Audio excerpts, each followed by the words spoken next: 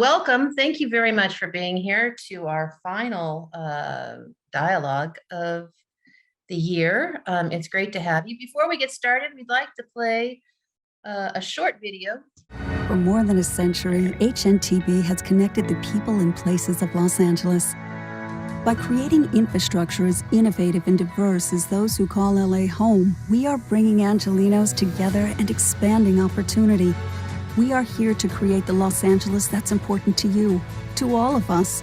We have been here in the past, we are here now, and we will continue to be here with you as we work together to build our community, our home. Thanks so much for that, Rafi. It's great to have you again here and to see you all today. And we'd like to thank Matt Bushman and the whole team from HNTB for being such great sponsors and really helping out, really creating and really supporting this dialogue to move forward, which I think has become a really important part of the Inland Empire conversation. As you see on the slide, I'm Kimberly Collins. I'm the Executive Director of the Leonard Transportation Center. And to get us started, I'd like to welcome the Dean of the Jack H. Brown College of Business and Public Administration to say a few words. Dean Gomez-Arias, please. Good morning, everyone. Thank you for being here. It's really a pleasure to see a group of people and community leaders participating in these dialogues that are really important. The future of the greater Los Angeles area and the Inland Empire as we think about how we can create both successful and inclusive communities and economies in our region. I want to thank everyone that has made this possible, not only the speakers who have taken time to be here with us and prepared for it and will share their expertise and their vision. Thank you to the committee members who planned everything and made sure we were all here together. But also our supporters, those of you and organizations that have made the activities of the Leonard Transportation Center possible. Professor Collins mentioned HNTB, but also the San Bernardino and Ontario International Airports, who have been our platinum sponsors, Woodruff, Spratlin and Smart, the Southern California Association of Governments, and SoCalGas and Metrolink have been our gold sponsors. And there are also a number of silver sponsors. I'm not going to go through the whole list. You know who you are. Thank you for your support and looking forward to a great conversation. Thank you, Dean Gomez-Arias, for those welcoming words. Now I'd like to invite Matt Bushman from HNTB to give us a few words. Sure, thank you. Matt Bushman, HNTB, we're a transportation engineering company nationwide, but we have offices here in Ontario. We're proud to support the Leonard Transportation Center really from the inception, and also just quite excited to hear what we have to say today around cybersecurity. Thank you. All right, thank you so much, Matt. Today we have a great program for you. We have 4 speakers, so a lot of speakers to go through and a lot of experts to hear from. And we'll share in just a moment the Spark link to see the full program. If Rafi, if you could share that for us on the chat, that would be great. And so we'd like to start as well with you can see now the program there for today in the Adobe Express, which we used to send, I'm just going to give, since we're talking about cybersecurity, we used to send out with the emails and the confirmations and such, but you can't get a Spark file through anymore on emails, and it's blocked from people's emails, so they don't get the registration. So now we can only really provide it here. It's part of that cybersecurity and making sure that malicious links don't go through. So it's a piece. We'd like to get started with a Zoom poll. And our first Zoom question for today is looking specifically at the role of the federal government in the realm of cybersecurity and transportation. And so And not surprising, many think about the role of setting rules, regulations, and guidelines that come from the federal government. Also, one spoke about hands-on assistance and support, and then control and monitoring of the system itself. And then another role, I don't know if you're interested in sharing what the other role might be, but you can share that in the chat. And we hope that this will be an engaging piece where folks can share information and think about it and again, talk about it in an all-around form. Our next question is, what was the percent increase in ransomware attacks in the transportation industry between 2020 and 2021? Not sure how many of you are gonna know this, except for those who are maybe in the field. So we have an answer that's fairly divided. We have 20%, 24%, 24%, and 32%. Well, those who are in the 32% category, the 180 to 200% increase in ransomware attacks would be correct. So the again, the threat that is out there is becoming much more intense and serious. And I know any of you who really work in this field know, and all of us who are on the other end, sort of the user side, and how our institutions are dealing with cybersecurity and ransomware now know, as we all have these 2 steps, login and all kinds of different ways to protect us. So with that, I would like to invite our next speaker up, Donald Louie, who is from Foothill Transit, will be sharing today some of the things that are happening on the ground with our local public transportation systems. So Donald, please. Good morning, everyone. Thank you for having me come in and speak today.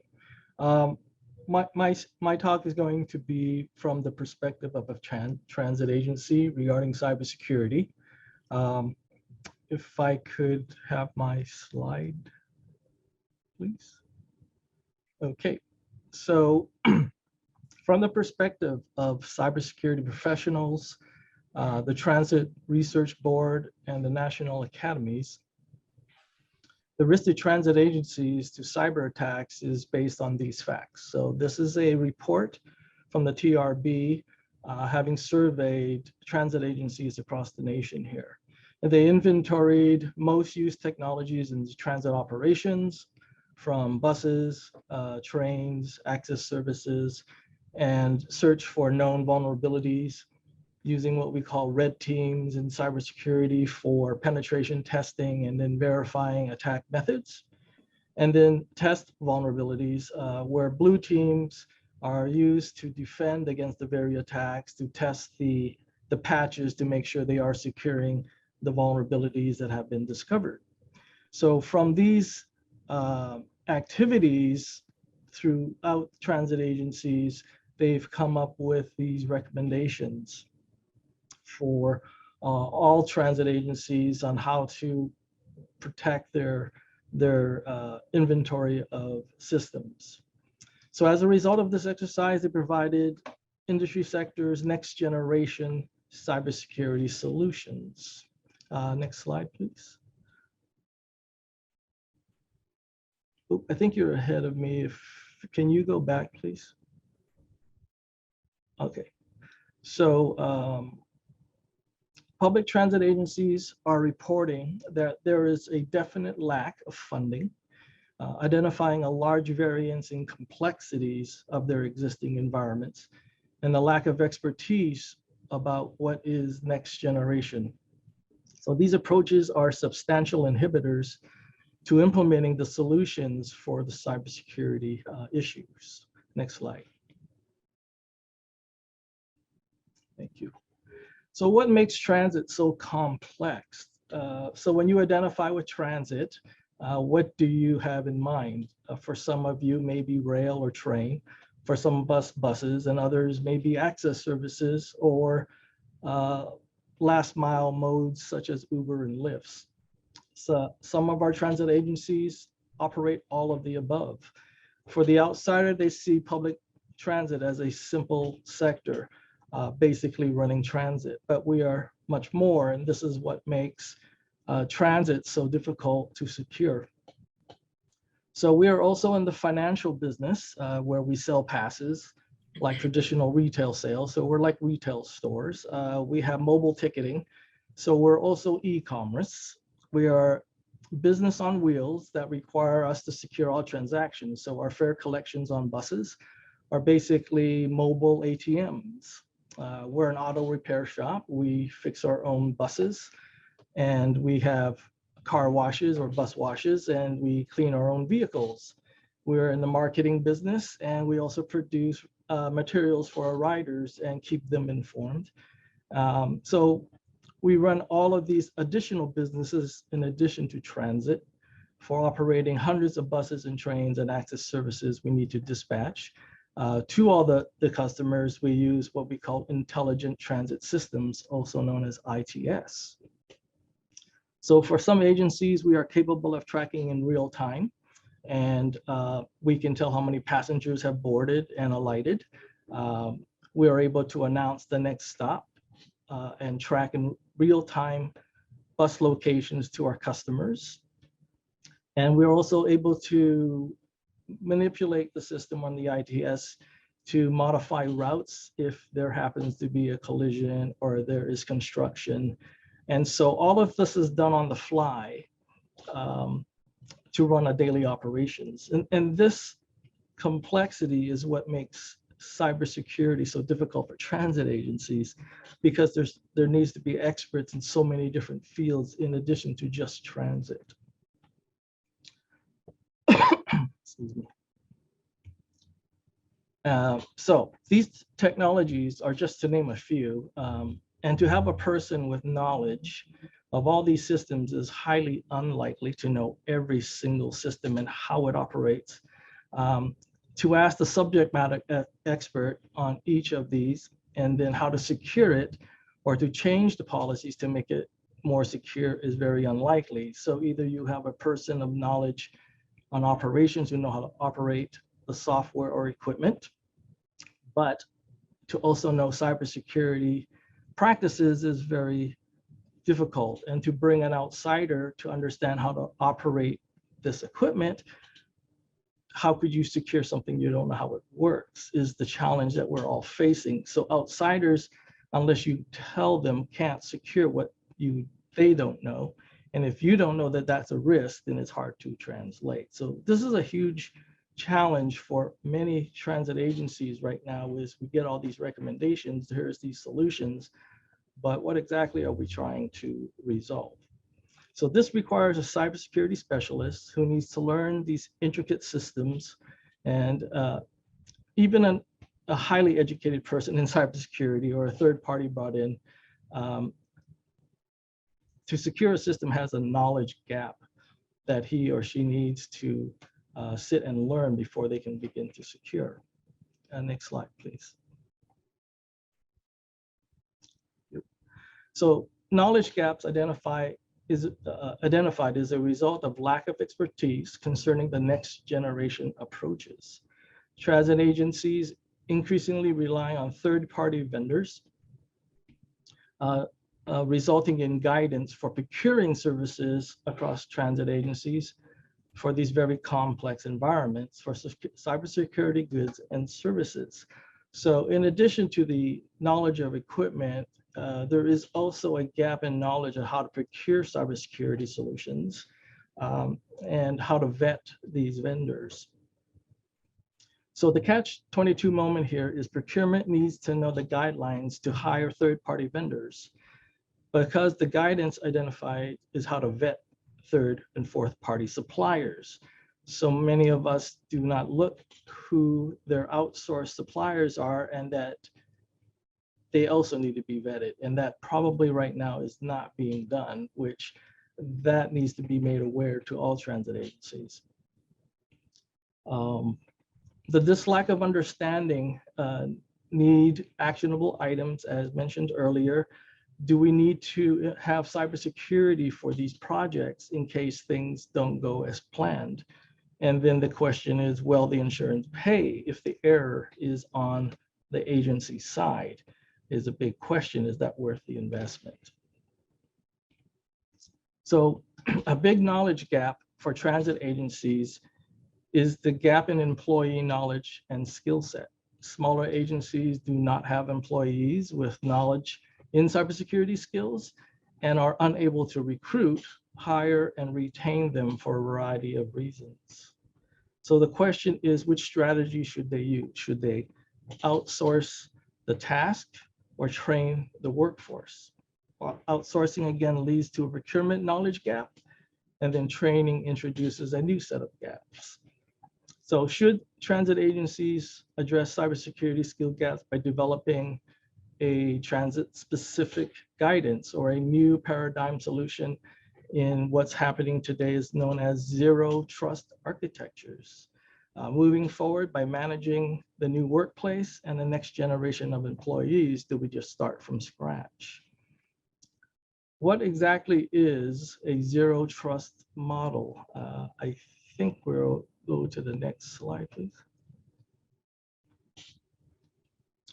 So a zero trust model is a security framework that requires all the users, whether they are in the inside or the outside of the organization's network, to be continuously authenticated, authorized, and validated for being granted access to the network applications and data. So that basically means they're being authenticated every 5 seconds rather than once, and then they're in the network and they do what they like. So this is known as a zero trust. So one of the most common tactics of a hacker uses is taking a user's credential that they have compromised, perhaps a weak password.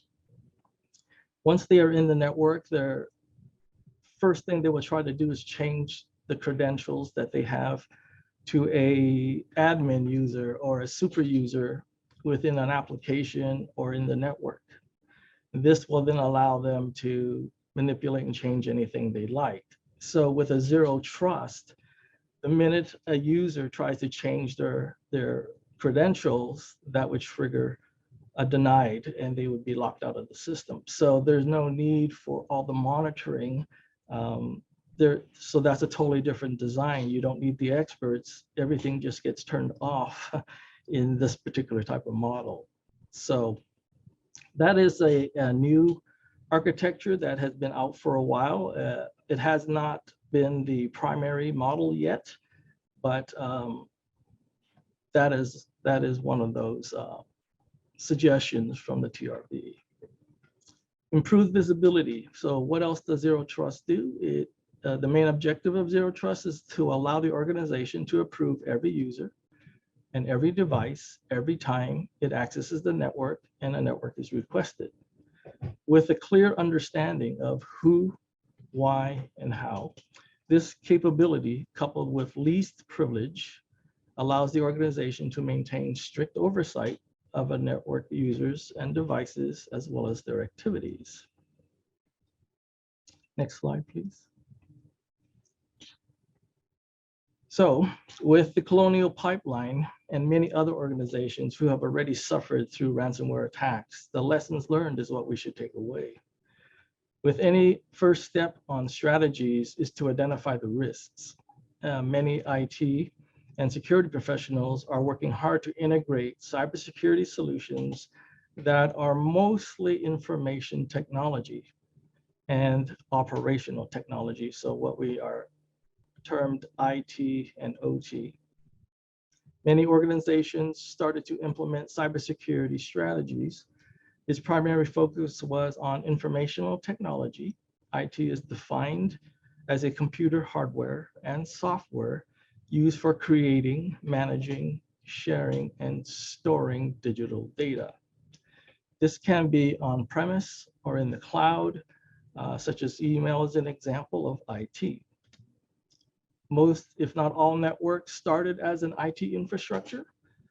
As transit started implementing IT into its operational functions, it started to bring in old systems, which is old analog systems, such as trained PLCs or programmable logic controllers, and then introduce new vulnerabilities that we're initially unaware of. So as you bring in old technologies, that's bringing in new vulnerabilities. So this is what we call OT. And since pipeline, OT has been highlighted as something that maybe has been overlooked, as we know it's harder to control analog devices, but if you want to communicate to it, you're integrating it in. So OT is a technology hardware and software that is used for managing, controlling, and monitoring physical industrial devices and machines. So very different than IT. It is mostly used in physical industries like electricity, water, oil, gas, manufacturing, and more. So this is why IT has a hard time when it comes to OT equipment, because there isn't much, the systems are very different. And so bringing in more engineering than you do IT when it comes to securing OT, it's a very different challenge. Next slide, please. Oh, you're already on it, so stay there. Oh, you can go back. So at the end of this, what has been reported as cyber threats in transit, researched by the TRB. Potential transit system cyber vulnerabilities have been documented in operational systems, control centers, signaling and telecommunication networks, and back-end systems of operators and infrastructure providers, shared systems used by consultants and suppliers. There are literatures for these vulnerabilities found and known vulnerabilities for connected vehicles, autonomous vehicles, electronic ticketing systems, traffic signal controllers, traffic signal priorities, dynamic message signs. So, however, TRB has discovered that there is no literature for CAD AVLs, which is a computer-aided dispatch, automated vehicle locators, online tripper planners, mobile fare payments, onboard Wi-Fi, CCTV, APC, which is known as automated people counters. There are no literatures, there is no knowledge of them even being tested.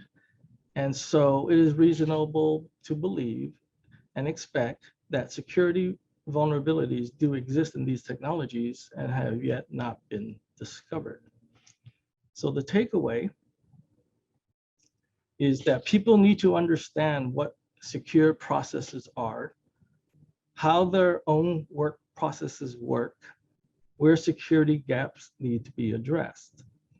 Agencies need to ensure they use an authentication process for vendors, payments, including validations of vendors and backing accounts. Increase employee education and assistance to departments is needed so staff can review their own internal process to ensure that process includes multi-factor authentications and vetting requests and use verified communication methods beyond email. Next slide, please. So to conclude, with every new technology that is introduced to the system then becomes more complex and requires more skilled staffing to monitor and control. In the cyber world, a 0-day is an attack of an unknown vulnerability. It has never been discovered yet. So with that said, it has been there from the very first day you bought it, but not exploited. So every day has the potential to be a 0-day attack. Thank you. That's all I have. Thanks so much for that, Donald. So it's great to hear sort of this macro perspective from the federal government and what's really happening on the ground with some of our transit agencies, and some of the issues out there. And I think a lot of what you spoke, just to put my own 2 cents in as a professor in public administration, I think the risks that you're talking about are the risks that a lot of local governments face. and that balance of the workforce with the realities and the changing nature and the resources and the capacity to be able to deal with a lot of these issues. So it's an interesting piece that I hope our last speaker will work a bit on. I think the author of that report that you mentioned earlier, Pat Bai. So we'll delve into that, I hope, further. So our next, before we launch onto our next speaker and hear a bit from the private sector and what they're doing, we'll have our next poll question.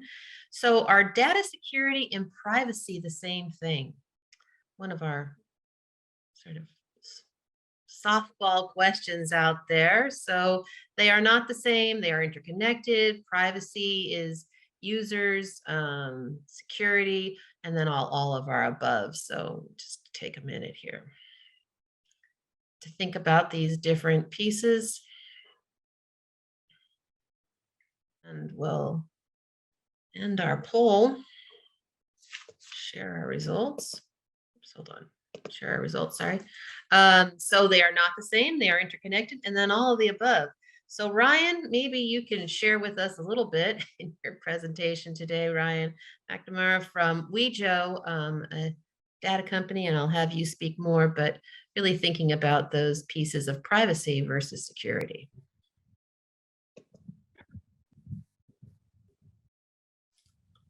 Thanks, Kimberly, and good morning, everyone. I do have a slide that I'll touch on it briefly, but yeah, I'll cover that once I get to it. So yeah, thanks for the opportunity to speak today and to give everyone an insight into what it is that Wejo actually does, and then also the important role that my team play in that. So as you can see, my name's Ryan McNamara. I'm the head of security operations at Wejo. I'm based in the UK. However, my team do provide a 24/7 365 service to Wejo. So if you could jump on to my first slide, Rafi. You can skip that one as well, sorry. Okay, so Wejo, what is it that Wejo do? So we are a global leader in connected vehicle data. We provide accurate and reliable insights from vehicles that can ultimately help improve the way that we travel. We organise billions of data points from millions of connected cars. And we do this using our partnership with global automotive manufacturers to stream data at scale and at speed. We then transform that data and enhance it by turning it into meaningful products that can help power innovations, drive efficiencies, and also innovate mobility. And it's worth probably giving you some quick examples of what that looks like. So, and first response data. So, access details on crash severities, vehicle resting positions, such as is it inverted or is the vehicle in a ditch? The vehicle type, status, occupancy, and that information can all be fed then to emergency services and first responders. And the next one is probably intelligent improvement. So using Wejo's road and traffic modelling to inform road and intersection improvements, infrastructure and construction, and then probably the one that infuriates everyone the most is roadworks and closure planning, doing them at optimal times, where it's going to have the less impact. And just in that that diagram that you can see on the screen, so privacy and security is at the centre of Wejo. We have a regulatory and security wrapper that ensures that everything that is private stays private. We hold several recognised security certifications, and these are audited by our independent third parties on a regular basis. I won't go into that in much detail just now because I do have a slide that covers the certification, so I'll get into it in that. And then just at the bottom, I've got there that we stand for data for good. Now, what does data for good mean? So we create value. So we create new revenue streams, driving business efficiencies. We can unlock opportunities for everybody. We can improve safety, identifying incident and congestion hotspots to make the roads safer for drivers, riders, passengers, and communities.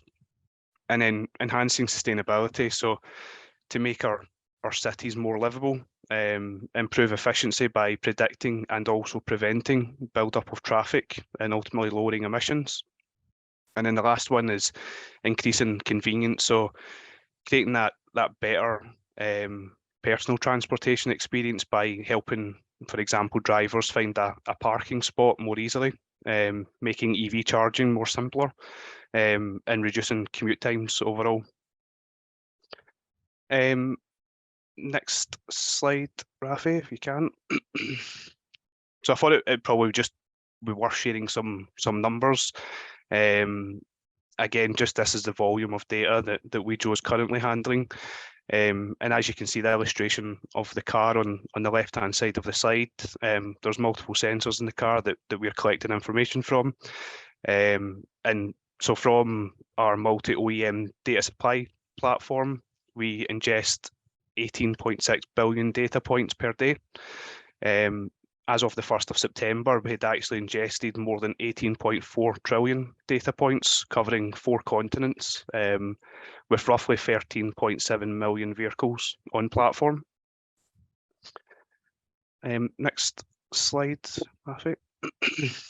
And this is just an example of one of our products that I had mentioned. So it's a data visualization tool known as Wejo Studio. And this can provide immediate insights leveraging the Wejo Adept platform, which is collecting all of that data. New analytics are delivered on a regular basis to Wejo Studio. And there's a few other products that are in the pipeline for that as well. Next slide, Rafi.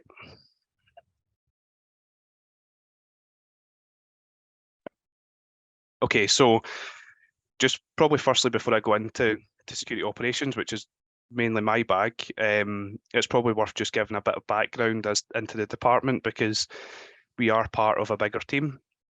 Within information security, our vision is that Wejo remains safe, secure and resilient.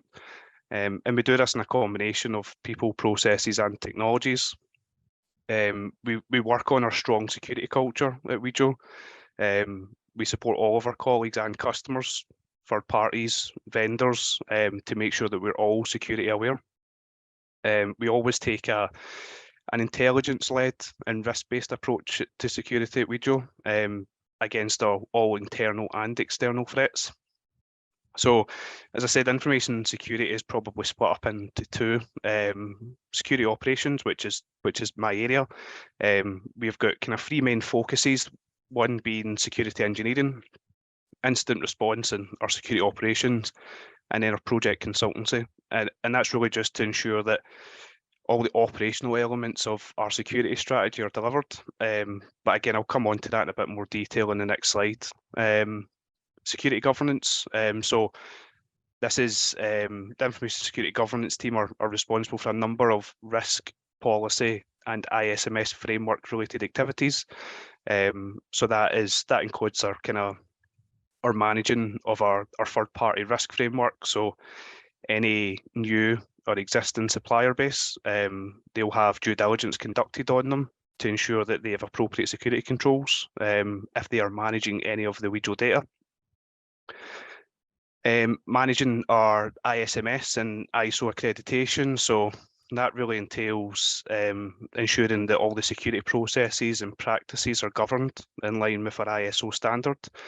And it makes life a wee bit easier when it comes round to auditing time as well, that we've got all of these artifacts available to the auditors.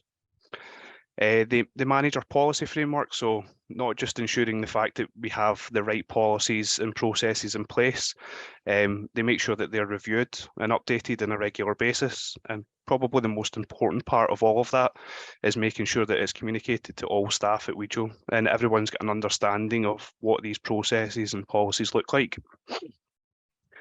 And finally, risk management and reporting. So this is just looking at managing our risk profile by identifying any key risks and controls that are in place at Wejo, ensuring that any actions that are outstanding to remediate any weak areas of control are completed as well as reported to our board risk committee. You've already got that up. So I've kind of split this bottom section into 2.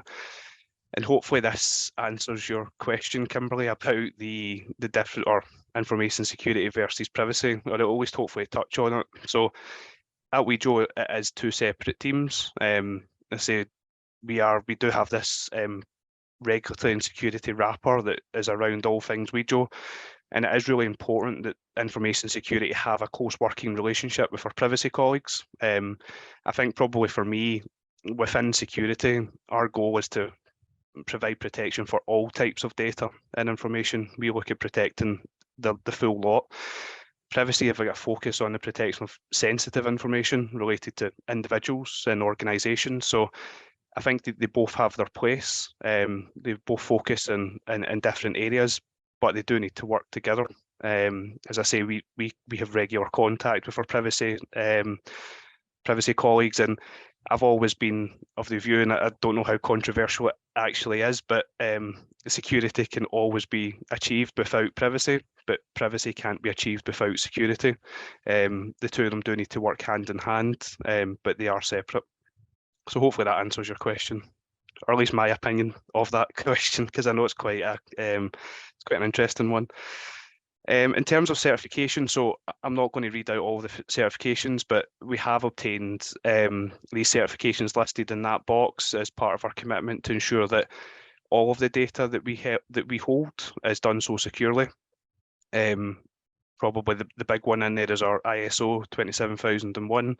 That's a 3-year certification that we're pretty much in the middle of just now. So we are going through regular surveillance audits. So that is all progressing well. And that is me for that slide. Rafi, if you could jump to the next one. Okay, so security operations is, as I say, is my main focus. And this slide is just to cover the 3 main areas that my team's responsible for. So operations and incident response. So as I said at the beginning, our security operations team, they're 24/7. And they're proactively monitoring the Wejo environment. We consume information from all of our endpoints, our network environment, and our cloud environments. We're a big consumer of threat intelligence, so we consume that threat intelligence from government agencies, security researchers, and security vendors. We have artificial intelligence products in place that look across our environment, and the SOC is really essential to ensuring that we maintain compliance against all these standards and best practices that are laid out in things like our ISO 27001. So a very important part of what we do. Security engineering, so the responsibilities there are looking at how we can introduce new security solutions. So cybersecurity is ever changing, and there is a big focus on, I mean, we're not always a fan of you just fling technology at it, but there is a time where new technology needs to be implemented, and that's where the security engineering team sit. They would look at introducing these new solutions, making sure that these solutions have roadmaps, so they're continually being developed. The team also assist with incident response activity, so anything that happens in that incident response world, the security engineering team tend to be involved, because a lot of the containment or eradication activities can all sit within that kind of security engineering space. And another part that team also focuses on is vulnerability management and also the education of staff. So again, as threats continue to change and the more that Wejo see to themselves, we want to make sure that our staff are properly equipped with all the right training and education. So that's a big focus for us as well. And the last one in the team, and I think this is probably one of the most important factors, and especially in a company that is continually innovating, continually changing, working on new products and projects on a regular basis, that our project consultancy team makes sure that security is in there from the very beginning. So they're involved in risk assessments, they'll have a look at the designs, they'll define the security requirements and make sure that they comply with all of our standards and policies. And that's me for that slide, and probably just on to my last one, Rafi, if you could. Okay, so I think there's some similar themes to the previous speakers as well. So again, this isn't just my view from Wejo, this is just my view in general about what the challenges are, then what we do at Wejo to try and counteract them. As I say, these top 5 cyber threats, in my opinion, are not just limited to automotive or tech or transport. These call across all industries. Malware and ransomware, it's top of the list, and it's top of the list for good reason. I think this is the one that always seems to be one that hits the headlines the majority of the time. And the statistics for this year are probably the ones that strike me the most. I think it was predicted that we would see one ransomware attack every 11 seconds. And ransomware creators are now raking in up to $1 billion per year. It's not a bad business. Phishing. So again, I think the FBI had released a statistic that they expected that this would increase by as much as 400% year on year. And for me, I think that's purely down to the high success rates of such attacks. The number's ridiculously high for it. I think it's 90% of data breaches occurred now are off the back of a phishing attack, which just shows how successful that actually is. And for me, there's no silver bullet with phishing. There's no one tool that will be able to stop it. A lot of it comes down to end user and end user education. So we put a lot of focus in educating our users on what they can do, and if they're not sure, they at least reach out to us first. And I'll probably just skim over some of the other ones. So denial of service, that was also mentioned earlier on. Internet of Things attacks for me is one that is going to start rearing its head more and more often, and I think specifically in the connected car world, where car network architectures are becoming more sophisticated, with enhancements being made to vehicle communications and vehicle to everything communications, that this is definitely going to be an area where I think we'll start to see a lot of noise. And the last one on there is third-party breaches. Personally, this is the one that concerns me the most. It's the one that you have least control over. Our governance team do a really good job of carrying out due diligence on our supply chain and ensuring that appropriate security controls are all in place. But for me, the monitoring of our customers, suppliers and third parties is still critical, because that at times can also be one of your weakest links. And just to finish off, of kind of how we as a team, we try to respond to these threats. So we've aligned ourselves to the NIST 4-step process for instant response, and purely because NIST, that process really emphasises that incident response activity doesn't just start when an incident is detected and end once you've recovered. It's that full process of, and without going into them all individually, it's that having that preparation. So all of these activities, like these assessments and pen tests and vulnerability management, your red teams, your blue teams, all these exercises are all done in advance of anything taking place. You don't do it after the fact. Detection and analysis, containment, eradication and recovery, and then that post-incident activity, really making sure that you're learning your lessons. I think from some of the big breaches that are hitting the news more often, I think it's becoming more and more apparent that people aren't learning their lessons, and they're being stung twice. So it's really important for us that any post incidents that we have, that activity needs to take place and we make sure that we remediate them. And probably my last message before I don't know how I'm doing for time, but if I've kind of whizzed through that, but probably my last one was just, obviously the cyber attack landscape is ever changing. Scams are becoming more and more sophisticated than ever before, and I think that would probably be people in my position across all industries would also see that. It's becoming very repeatable. There's lots happening, there's lots of noise, and unfortunately it's not going to go the other way. It's only going to get busier and louder. So, and that's me. Thank you so much, Ryan, for joining us and for those insights in how the system is working from another perspective. And again, it's these complexities and the difficulties in working across sectors. It's a very interesting process that I think we're living through today. And I'd like again to delve more into that as well. So how do we really make sure that how we shift in this transitional space that we're in, and all of these changes that are occurring, and thinking about all of how organizations and the silos. It's an interesting piece. Just again, some initial thoughts. So I'd like to, before we go to our last speaker, have our last poll question to get us thinking about moving forward in the next 5 years, as Ryan just shared, and I think we heard from Donald as well, how the system's changing, how it's coming so quickly. So what do you think are the 2 top issues facing the transportation cybersecurity industry in the next 5 years? One, being access to the workforce, employees, new technologies, threats, data breaches, government regulations, and then lack of public awareness, and then finally all of the above. So again, our softball question out there for you, not a scientific measure, but something for us to think about.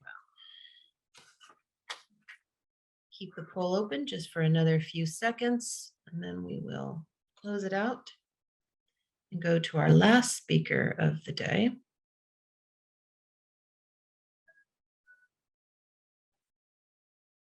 Okay, I'll end the poll now. So of course, all of the above. There is a lack of public awareness for sure. Government regulations and some of the issues that come with that, the new technology threats and data breaches, and then access to the workforce, employees. And as some of my colleagues in the Jack H. Brown College and our Cybersecurity Center are really working to help with that as well. So let me just invite our last speaker to come up. Patricia Bai, or Pat Bai, who's an independent consultant and has worked with TRB on a number of issues, and has written that report that Donald discussed earlier regarding cybersecurity in the transit. And I think Pat's going to provide a bit more insight into that study. So Pat, please. Thank you. My name is Pat Bai, as was just said, and I want to briefly go over the current and future state of cybersecurity in transportation that was based on that recent research that was published in late January of 2022. Rafi, if I could have my slides, please. Thank you, and you can go on to the next one. My objective today is to provide an overview of the state of cybersecurity in transportation today, and also a summary of the future trends that we found, which include those cyber workforce challenges. Next slide, please. As this image of a transportation system shows, cyber vulnerabilities are everywhere. A highway system is very similar, with vulnerabilities everywhere too. This image does not include the physical opportunities for manipulation or destruction that may include manipulating infrared or laser signaling devices, jamming Wi-Fi signals, or even physically damaging critical communications cabling nodes and power systems. Next slide, please. And there are more. Because of their complexity and known vulnerabilities in related technologies, it's reasonable to expect that cyber vulnerabilities exist in other systems as well. The vulnerabilities in autonomous vehicles have been widely demonstrated. Next slide, please. The pie chart on the left shows the distribution of various perpetrators of cyber incidences, which range, as a previous speaker mentioned, from agency insiders to hackers and hacktivists on to cyber criminals and nation state actors. The motive for cyber attacks in recent years has primarily become financial, as opposed to espionage and other motives, as shown on the chart on the right from the Verizon Data Breach Investigations report. Ransomware at transportation systems has been a problem for some time. In 2014, the American Public Transportation Association, or APTA, said it was one of the most common cybersecurity incidences threatening transit agencies. As mentioned earlier, that has increased from 180 to 200% from 2020 to 2021. Over time, ransomware attacks have evolved from random speculative attacks on a large number of potential victims to highly targeted attacks that demand larger payouts from a single victim. In addition, ransomware has added a new level of extortion, stealing sensitive information from the victims and threatening to publicize or sell that data if the ransoms are not paid. Recently, attackers have been increasingly using certain tactics, such as deleting system backups that make restoration and recovery more difficult. Ransomware targets are now carefully selected on the basis of their ability to pay and their reliance on the data encrypted and the wider impact an attack would have.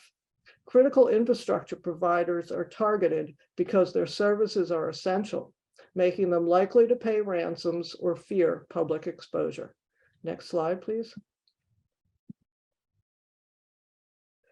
Ransomware attacks cost an average of $4.62 million, which is more expensive than the average data breach.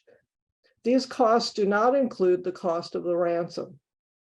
Full costs include the cost of detection and escalation. Those are the costs to identify the incident and then to begin to respond. It also doesn't include lost business, which could be the disruption of service or any of the loss of fair payment systems or even reputational loss. It doesn't include the cost of notification, notifying employees, customers, regulators, and third parties of the data breach. And it doesn't include all of those costs after the response. These are the activities associated with any of the legal ramifications or compensation, such as credit monitoring services for victims or legal expenses. And should there be regulatory fines, any of those. The average ransom in state and local government entities was $214,000. But I should note that 34% of those who paid the ransom still could not recover their data. Next slide, please. There are expert resources and guidance for both IT and operational control systems from a variety of sources, from federal government, international organizations, and transportation-specific entities. NIST, from the federal government, has been providing cybersecurity information for 50 years. In addition to a cybersecurity framework that was established relatively recently, NIST provides standards, recommended practices, alerts, and mitigations for specific vulnerabilities. Other national and other international entities providing guidance include the Organization for Standardization, or ISO, the Information Systems Audit and Control Association, or ISACA, and Control Objectives for Information and Related Technology, or COBIT. Next slide, please. As a state transportation agency put it, one of the most difficult parts of the process was understanding how recommended cybersecurity and countermeasures guidance documents, such as those from NIST, applied to a transportation agency. There is a limited amount of up-to-date specific cybersecurity guidance available for transportation agencies, particularly as it relates to operational technology. APTA has produced recommended practices. These recommended practices establish considerations for transit agencies in developing cybersecurity strategies, and it provides practices and standards that address vulnerability assessment and mitigation, system resiliency and redundancy, and disaster recovery. Most recently, the APTA Control and Communications Security Working Group has issued an operational technology cybersecurity framework. Along with that working group, APTA also has an IT enterprise technology working group. Next slide, please. Additional transportation guidance is available from the Transportation Research Board Transit Cooperative Research Program, which recently published the synthesis report, the information from which I'm sharing today.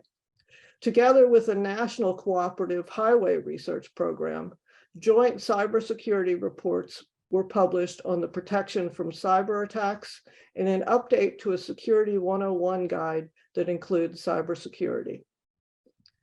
These guides include sections on cybersecurity risk management, risk assessment, and asset evaluation, cybersecurity plans and strategies, countermeasures, training, and building a culture of cybersecurity. Next slide, please. DHS has issued a transportation system sector cybersecurity framework implementation guidance in 2015 with a goal of assisting transportation agencies in implementing the NIST framework. More recently, the agency has issued a surface transportation cybersecurity resource toolkit for small and mid-sized organizations, and they maintain a Stop Ransomware website. Next slide, please. Now I'd like to discuss the cybersecurity trends we found and the emerging cybersecurity practices that have not yet been widely disseminated by transportation organizations, but are of growing importance now and over the near term. First, existing cybersecurity approaches and practices are no longer adequate. New vulnerabilities are identified continuously, and cyber actors are constantly learning, adapting, and developing new approaches. Secondly, next generation cybersecurity approaches are being introduced. Along with industry, the federal government has become even more active in supporting and establishing these practices. And there are still substantial challenges due to lack of funding, the complexity of existing environments, including legacy systems, and the lack of cybersecurity workforce expertise for transportation agencies. Next slide, please. The first emerging trend I'd like to talk about is cyber resilience. There is no standard definition of cyber resilience that has been universally adopted. NIST defines cyber resilience with an emphasis on preserving or restoring agency operations, system functionality, and customer services. This is in contrast to cybersecurity, which is focused on protecting digital assets from unauthorized access, exploitation, damage, or loss. Cyber resilience is not something that can be made or purchased. Instead, it's a consequence of political, strategic, and operational decisions that are reflected in agency business policies, plans, processes, and workflows. Senior leadership needs to establish and promote the core values associated with cyber resilience, informal, such as training, and informal, such as on-the-job settings. The starting point for cyber resilience planning is to assume that cyber incidents will occur, and they could degrade, disable, or destroy not only the digital assets of the transportation system, but parts of the physical infrastructure as well.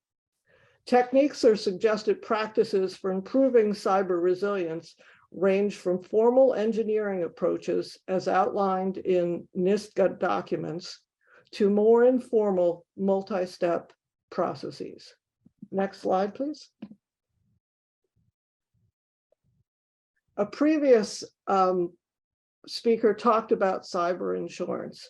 Cyber insurance is a rapidly growing sector of the insurance industry. A 2020 study found that 72% of transit agencies had cyber insurance already. Concerns about the risks being underwritten are growing, however, particularly given the sharp increase in the number and severity of cyber breaches, noticeably the increase in ransomware, and also the increased risk associated with remote computing, such as increases in work from home situations. As a result, finding and negotiating deals is taking longer. Insurers have less capacity and are providing more restrictive coverages with lower caps. Deductibles are increasing. Premiums are rising steeply, in some cases 100% year over year. And many new policies are now excluding ransomware. Next slide, please. As a previous speaker mentioned, cyber insurance underwriters are taking a much more aggressive posture in auditing agencies for minimal standards, including the adoption of the NIST cybersecurity framework, the use of multi-factor authentication, segregated backups, and documented incident response plans. Weak adoption of these practices may result in restricted or even canceled coverage. Next slide, please. Not too long ago, it was much easier to make the distinction between network insiders and outsiders. And their various perimeter-based cybersecurity approaches were deployed to keep outsiders out and to give insiders maximum access to enterprise resources. However, one of the unanticipated results of the recent proliferation of networks, cloud-based services, remote offices, and workers using a variety of bring your own devices has been the total erosion of the concept of the enterprise network perimeter. In response to this new environment, an alternative cybersecurity model called Zero Trust has been evolving over the past few years. A previous speaker has discussed this earlier, so I'll be brief here. As the name implies, Zero Trust approaches assume that all environments are inherently risky and that potential attackers can be present anywhere.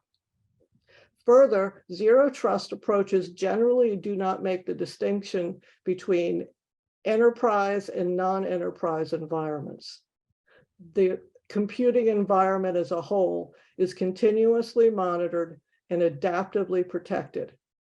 Zero-based cybersecurity does away with implicit trust relationships based on network location and replaces them with explicit transaction-based evaluations and dynamic access to specific and limited resources. Trust nothing, verify everything is the Zero Trust mantra. Next slide, please.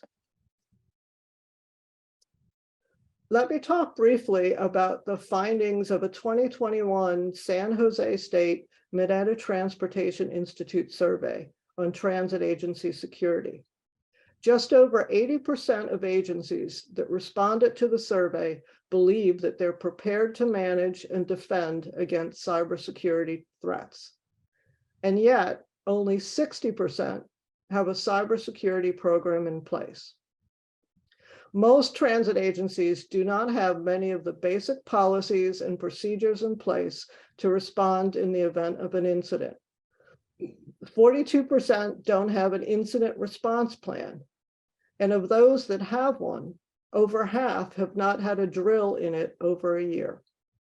36% do not have a disaster recovery plan. 53% do not have a continuity and operations plan. 73% feel they have access to information that helps them implement their cybersecurity preparedness program. Yet only 43% do not believe that they have the resources necessary for cybersecurity preparedness. Overall, the study found that cybersecurity is not a priority in many transit agencies, as evidenced by the lack of investment or additional staffing. Next slide, please. The survey found that cybersecurity staffing levels are low relative to other industries, and that the headcount dedicated to cybersecurity does not correlate with either agency size or with whether the agency reported having suffered an incident.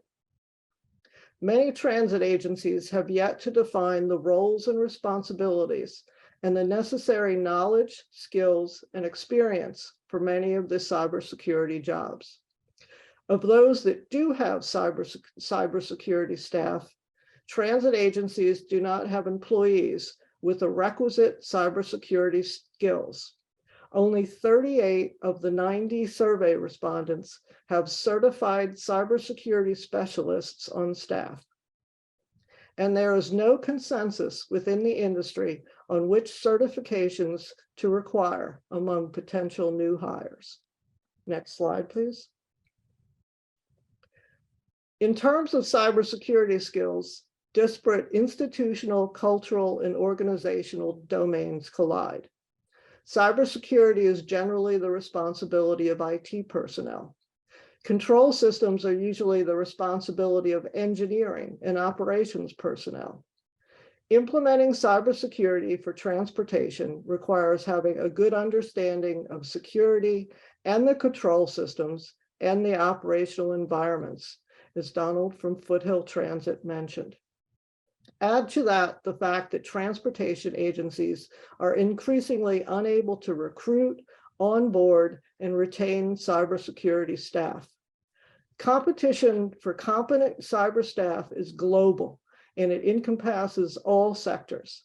A 2021 CyberSeek study indicates that there are over 450,000 total cybersecurity job openings in the United States, over 36,000 of which are in the public sector. Making the situation worse is the relative inability of public agencies to offer industry competitive salaries and more desirable working conditions, such as more work from home opportunities. Next slide, please. Given that, what can be done? Well, there are existing resources that can help. Mario from CISA has mentioned that CISA has resources and staff available. Even a small cyber insurance policy provides access to pre- and post-incident resource networks. These resources may include cybersecurity, disaster recovery, business continuity experts, plus legal and communication specialists and other hard-to-find skill sets. This strategy has been successfully adopted by many small and mid-sized organizations. Some agencies are outsourcing these responsibilities, sometimes to former agency employees now employed by the agency's business partner. Transitioning employees into vendor contractor staff could result in significant cost savings to the agency while enhancing the vendor's understanding of the agency's needs, processes, and culture.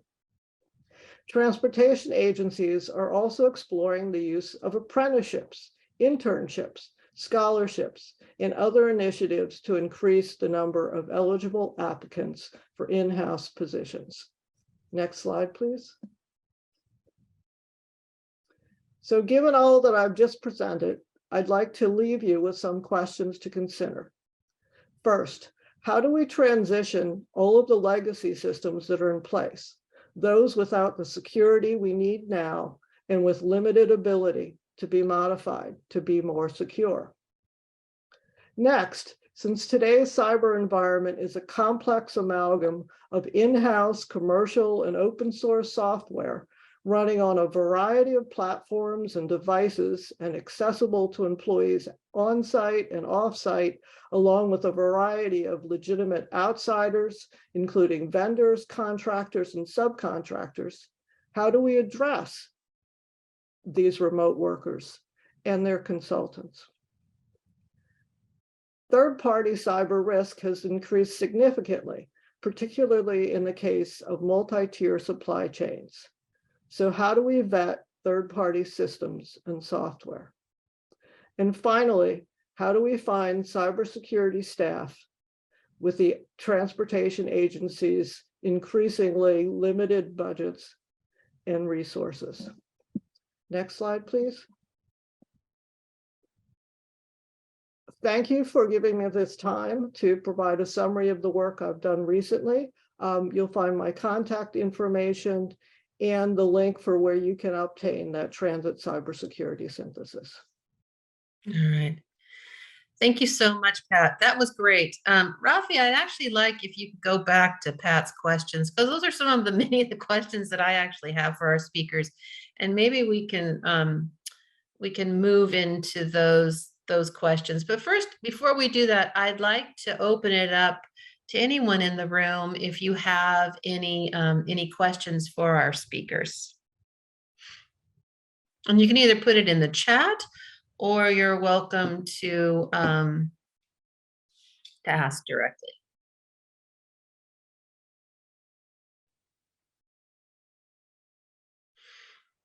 Okay, well then I'm going to start us off. And I think this goes into a bit of what Pat was putting there, considering the complexity of the systems that we live in today. And I speak about this a lot in my classes that I teach as well. So really thinking about how do we transition? How do we move forward? And that's part of what the hope and the goals of these dialogues are, is to bring experts to the room so that we can think about the multitude of issues that we're facing as a global society. And then how do we address these issues? So I'd like to open up to all of our speakers, Ryan, Pat, and Donald. How do we really transition? And I think you've touched partly upon it, but how do we make sure that we're not working in silos? Because that's another issue that happens in many organizations, and just, a couple conversations thinking about the transition to EVs and how do we get regional planning? How do we have the people crossing the silos? Also, and I think Ryan brought this forward, or thinking about the autonomous vehicles, or Pat, on the autonomous vehicles and entering. And there was a very interesting article in Slate magazine last week about autonomous vehicles around San Francisco, and just not so much where there weren't so much cybersecurity attacks, but just disrupting the transportation network. It's an interesting piece from December 8th, if you haven't seen this article in Slate. But, how do we deal with these transitional environments that we're living in, and really make sure that, we're providing the security and the safety? Because going back to the initial, and this will be sort of my last piece, and then I'll open it up to our speakers, but going back to, the initial kind of idea of the social contract between government and society, is that security and safety, to make sure that our communities are safe. And now the threats seem so much larger and wider and ever changing. It's a complex environment. Let me repeat myself. So any thoughts on this idea of silos working across and the complexity of the environment? I'm happy to share some thoughts. I think from my opinion, especially seeing this happening in real life at times, is sometimes these silos can actually be really dangerous if you do go and try and work away in isolation. I would probably say in particular between, for example, security operations versus like our infrastructure operations team. And I think the most important thing for me is that everyone knows that the value of sharing and being in communication with each other and kind of breaking down these silos, and also probably as an organization being able to identify and know your limits. Don't just assume that you can do it all yourself and do it internally, and your knowledge is it all. Reach out to these agencies that have these resources and leverage the expertise around you. Try and get out of that kind of, we'll deal with it ourselves and we won't outward share. For me, I've always been open to that. You work with the people that know best, and save yourself some time and pain in the process. And hearing from the experts. Making sure that you have those, and the training for individuals and multidisciplinary teams. Again, those who are making the policies within your organization versus those who are working on a lot of the technical issues. there's not always a connection there. There's many times speaking across each other. So that's an important piece. Donald, do you have anything else to share on that? And then I'd like to try and tackle some of Pat's questions in the time that we have. To start with the question as well. So many of us in small transit agencies that I see also on this webinar is that we have to wear many hats. So even though my title is IT director, I'm also the CISO. It's just a title. We do have to understand both. There's only 5 people in my entire IT department. And so we wear many hats. And fortunate enough, I do have my degree in master's cybersecurity. So just a blessed happening because I had gotten it in 2008, I believe, so before this became a thing. But to the question of just bringing in old technologies into new and how that should be done, and the first step and best practice, I believe, is to segment and isolate anything you bring in until you actually know its true behavior.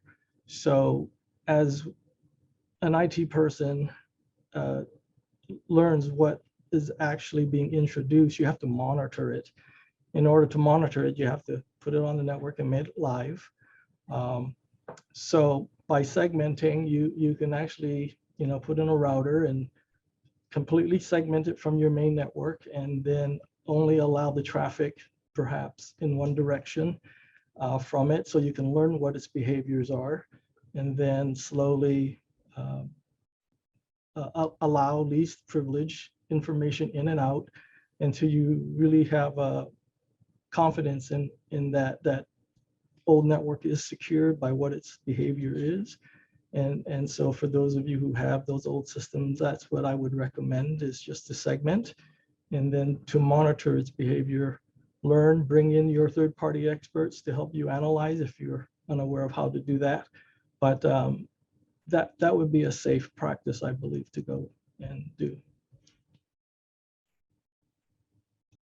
Good. Thank you, Donald, for that. So, and then thinking about, this transitional, it sounds like though a very long process in some ways, right? And things seem to be moving quite quickly.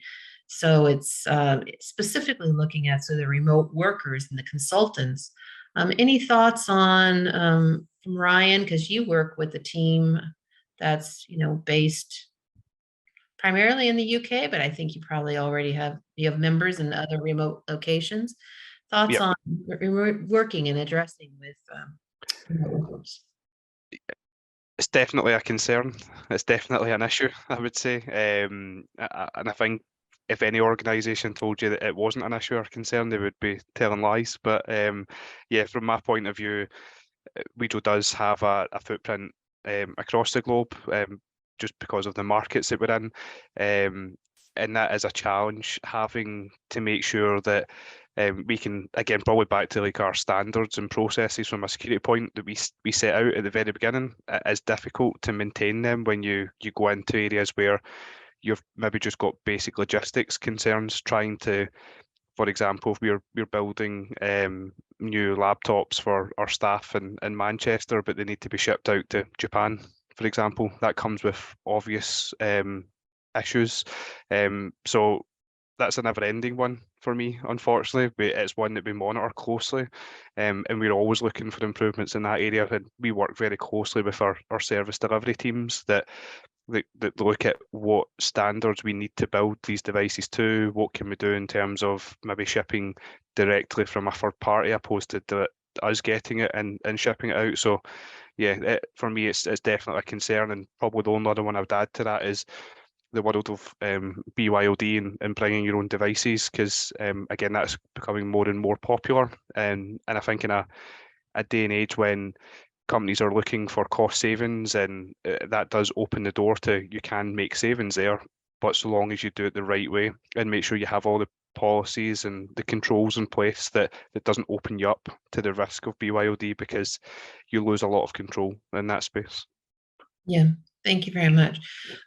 So Pat, I know this is your question, but maybe that's a good transition because Ryan started to answer sort of that third question and thinking about vetting parties, third parties and software.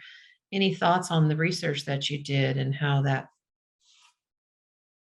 Sure. Before I get to that, I just wanted to add something on the remote workers. During the pandemic, I think a lot of agencies learned a lot about how to handle remote working. And my research was done, not before the pandemic, during it, but we did not go back after. It would be interesting to kind of capture what agencies did.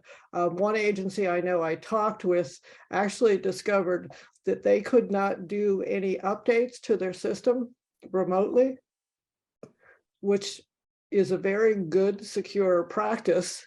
But it did cause them a problem because then they had to get back into the office to do this. So, I mean, that's just one case where I know that there are lessons learned of that. So I just wanted to add that. In terms of the third-party software, we all know about the Colonial Pipeline incident, and that really stimulated a lot of activity to address that third-party issue and what could be done in that. So I know that NIST and other government agencies are working very hard in issuing practices and trying to wrestle with how do you identify, what is safe in this third-party software and the like. So there's a lot going on. It's going on in real time. It seems like we're making a lot of progress rapidly in that. I mean, there still isn't a solution because sometimes you don't know that you have third-party software. I mean, SolarWinds was kind of a case of that as well, where there was no control. You had the software, sometimes you didn't even know it was in there, and then there was an issue with it. So, it's a difficult one. I think there has been progress made in terms of giving guidance in procurement contracts, what language to include in your vendors to make sure that you define what they should be doing or what you expect them to be doing in terms of certifying their software and ensuring it, who's responsible if there's an incident. Is it the vendor? Is it you? A lot of that, there is guidance out there from DHS and from other industries. All right, thank you so much for that.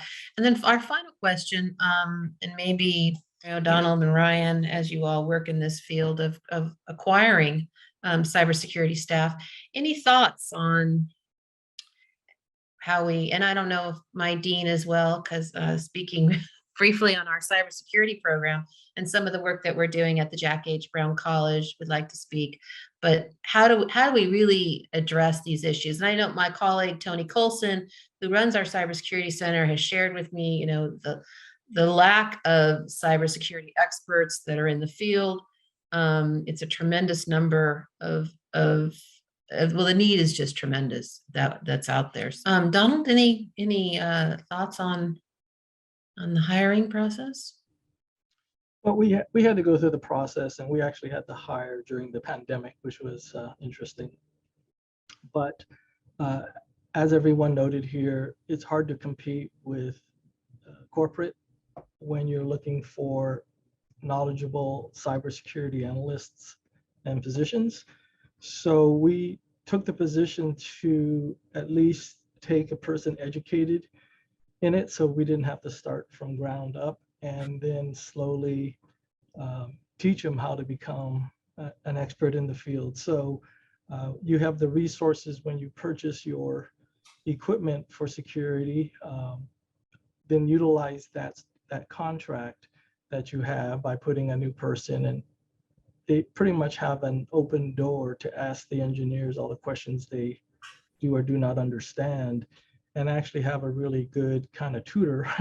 And so I find that those have been really helpful to a team that may not have the expertise yet, but to have trust in them, to give them access to your resource, which is a support and service contracts that typically comes with all the products you purchase, and let them go and explore and learn. I mean, errors will will happen, but there's always others to watch behind them and make sure that they're being guided properly. But I think we have to grow our own. We can't compete with them. We've tried, and they're not applying for us in public transit. So I'm taking them fresh out of college with a passion for cybersecurity, which is really important. So they really want to learn, and then grow them in-house and give them the opportunity. Yeah, that's great. I hear that from a lot of industries, a lot of different folks who are hiring that in-house kind of training and need. And so it always begs the question, if we look back at the university level, what do we need to provide to make sure that, we're supporting the system the best that we can? And then finally, Ryan, do you have any final thoughts? And then we'll close out. Yeah, to be honest, I'm probably going to echo a lot of what Donald had just covered as well, because for me, it's a very competitive market. It's sometimes too competitive for hiring managers' liking. But for me, a focus has always been around seeing what you can do internally first. If you have resources available to you of people who are already in the organisation and they have that want to learn more or have an interest in cybersecurity, that tends to be an easier path to try and look at how you can internally develop them. But also, I think a lot of organisations have had to really relax the job requirements, because I think probably maybe in the last 12, 24 months, you'd probably seen a lot of cybersecurity jobs that had a big long list of requirements that you need to have all of these qualifications and all of this experience. And I think it's quickly everyone's realised that there is many jobs out there, so they need to be a lot more lax, and we need to focus on trying to find the right individual and then how you can then develop them once you get them on board, because the numbers speak for themselves. There is a massive skill shortage out there, so it's just trying to find the people that you can work with and help develop them. That's great. Well, thank you that. I want to thank all of our speakers today. This was really interesting. Tons of great information shared and thinking about the system. I think we could probably have a full day conference and really not even delve into all of the issues that are around this critical need for workforce, but also this transition and how do we transition our societies. I'd also like to thank Rafi Derwatanian for all of his help and support. He's done a great job jumping in. Thank you, Rafi, for all the support on making these dialogues successful. In addition, I'd like to invite you all to look at our topics for 2023. We're going to begin in February looking at the balancing the race to zero emissions in transportation, another really complex system. How do we bring it all together? And then looking at traffic patterns and sustainable inland development. So lots of great topics for 2023. I invite you to take a look at our website on the csusb.edu/LTC. And to see, again, the topics for next year. With that, thank you to our sponsors. Thank you to all of you for joining us today. And I hope you have a great holiday season. So we'll see you in 2023. Take care, everyone. Thank you.